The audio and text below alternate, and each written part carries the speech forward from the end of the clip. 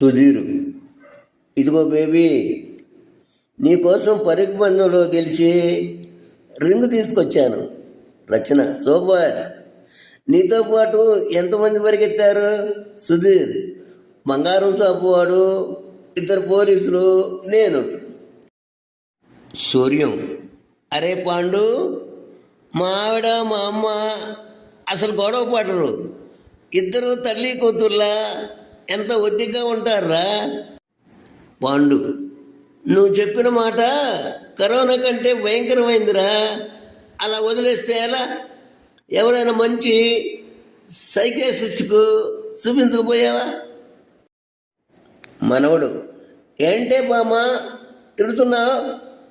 మా తాత కూడా తాగేవాడాడు కదా.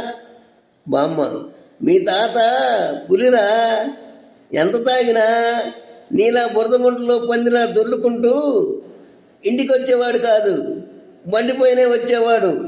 మనవడు, ఇప్పుడు ఆ పులి ఎక్కడుందే? బామ్మ, యాక్సిడెంట్ అయ్యి పోయింది. గొడవకు వచ్చిన వారి వారి భార్యలు మాట్లాడే మాటలు. పైలట్ భార్య, భూమిపై నిలబడండి, ఎక్కువగా ఎగరకండి.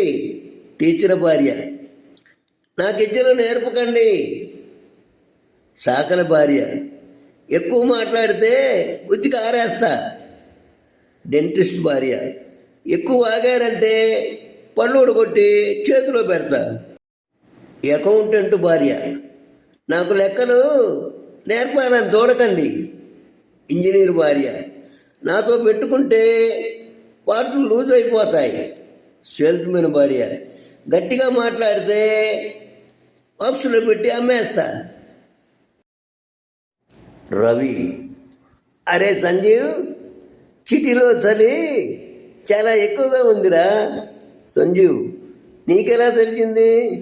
రవి, నిన్న రాత్రి సెకండ్ షో సినిమా చూసి వస్తుంటే రోడ్డు పక్కన కారు వణికిపోతూ కనిపించిందిరా.